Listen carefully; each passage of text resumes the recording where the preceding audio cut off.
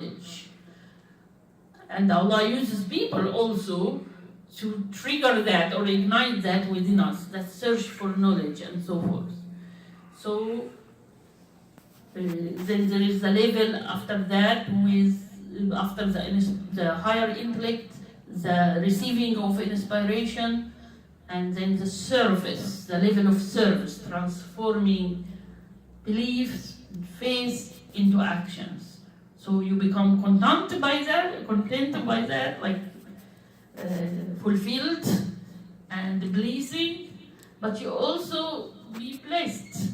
So you bless others and you be blessed within. And that's the level of النفس الراضية المرضية. And also it's like a complete circle too, or cycle.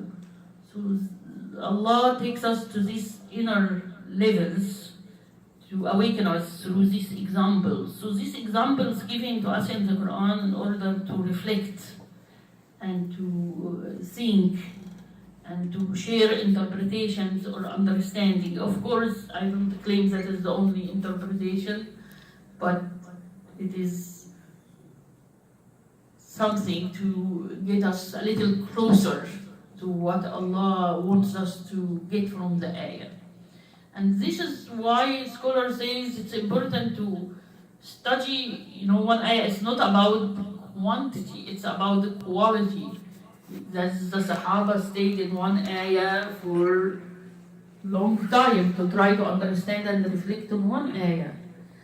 So some people just want to finish the Quran 2 times during Ramadan or this and that. I'm not saying that is not a good thing. I am saying it's an attempt and it comes from our desire to be closer to Allah.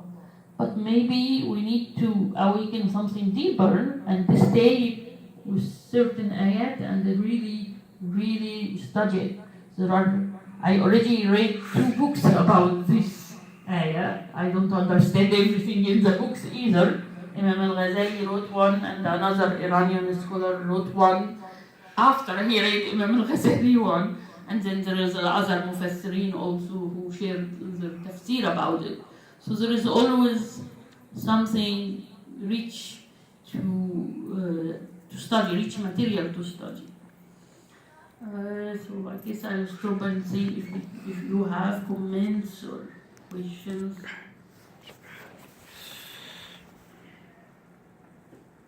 Which ayah So this is Surah An-Nur, ayah 24, I think, yes. That says Allah Nur Samawati wal Ard. Allah is the light of the heaven and the earth. The example of His light or the similitude is like a niche. Within the niche there is a lamp, and really beautiful ayah. And it's powerful. Actually, another aspect that I didn't talk about it is the power of reciting the Quran words. Because this ayah, if you recite it several times, just contemplating the meaning, hearing the recitation, the vibration of it, it can really have an effect on your body and soul and the mind.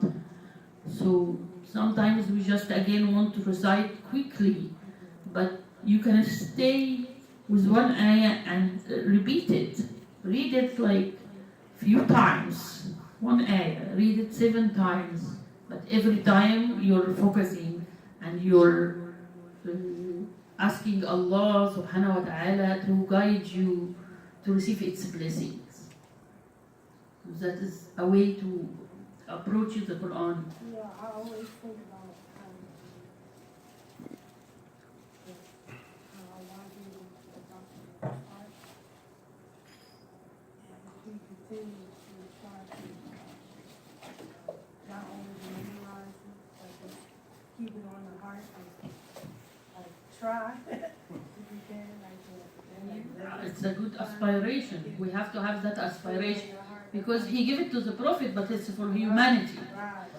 So to receive it you want to receive it like the Prophet received Right, it. so if you do it like So, that, and you want it to have the same effect that it has upon the Prophet, heart and soul and body and mind, which is really something great. So that's an approach, and that's why I say let us try to focus on the quality of what we do rather than just, you know. Yes. Mhm.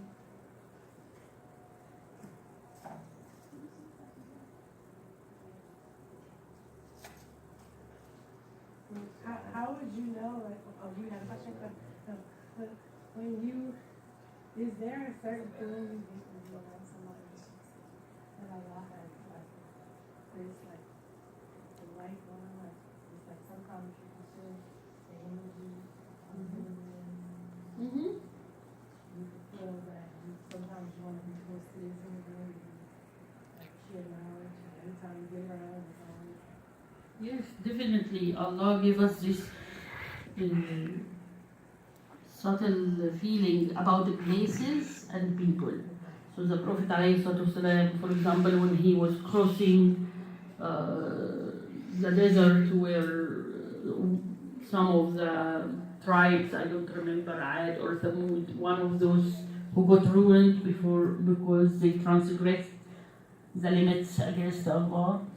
So he said, you know, if you don't find yourself feeling it and crying and, you know, at least cover yourself and go quickly from the place. On the other hand, there is places that have energy like masjid. Some masajid you enter and you just feel the energy, call it, or the peace, it's the spiritual container. And the Quran mentions that when it hints about a masjid that is established on taqwa, is not the same as a masjid established for some other things, or people are not truly focused on Allah, they are focused on other things, maybe social The things person like is that. not at peace with themselves, they can't really experience that feeling. Mhm. And you feel it with people too. If you feel, you know, attracted to someone, usually because they hold a lesson for you. Similarly, if you're repulsive, but it's a different type of teaching. So if you feel attracted to someone, you should start to contemplate what is it about that person that I like. Is there patience? Is there peace? Some people just when you sit with them, you feel very peaceful because they have that inner peace. Some person is generous and you admire that. And so there is a lesson for you to learn from the qualities you love. So really people just sometimes focus on the outer or the material thing, or maybe he's handsome or she's beautiful, or, you know, but they usually there is kindness, there is intelligence, there is something, a quality that is attracting you because Allah wants to mirror it to you so you can learn from. Especially between the spouses, that is, you know, encouraged to do. That's why marriage is half the face. In a way, it doesn't mean that the people who are not married will lose face. It means just it's half a way to really learn from each other and encourage one another for the beautiful qualities that Allah wants of us. Repulsion is another way. Sometimes, yeah, you don't know why you're repulsed by someone. Some people say it could be because, again, they hold a quality. Maybe there is a trace of this quality inside you. Like if you bring, for example, two arrogant persons in a place, they will hate one another definitely. That's the law of nature even. The opposite attracts and the similarities repulse.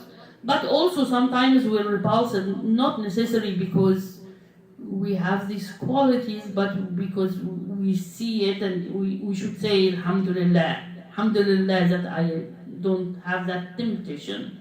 That Alhamdulillah that Allah guided me to this, you know, without the judgment. with compassion, you can pray for the person to be guided also, and you can take the necessary actions, but at the same time, you should recognize what is it repulsive and say, Alhamdulillah. And also, it's a reflection sometimes, if you, because the Prophet gave hints about this, like if the leader of a community is not so good, the community is, at least a large portion of the community is doing something not good too, because that's what the Prophet ﷺ said. So all of these have deeper meaning, these kind of emotions, but usually people again do not rationalize it, don't try to understand it, they act impulsively. And this is where the prayer and the path and what Allah tells us to reflect and to come from that place of guidance and understanding. You wanted to say something? Well, I think you kind of answered the question without me asking. What I was going to ask was, so, like, as you struggle to develop that quality, whether it be in our salah or even just the way we treat one another or with our spouse, I guess my question was based off of what are some of the strategies like that we kind of internalize? Because I know sometimes we go through the motion, like you said, if we're not actually checking our emotions and our feelings, what would you advise? What type of strategies can we use to help develop that quality? It's again when you catch yourself having this quality, whether it's jealousy or anger or you take that deep breath and you take your time to pray about it and say, Allah, please shed your light on it. Like, show me how to get rid of this, forgive me for it, and guide me to change, because la hawla wa la quwwata illa billah.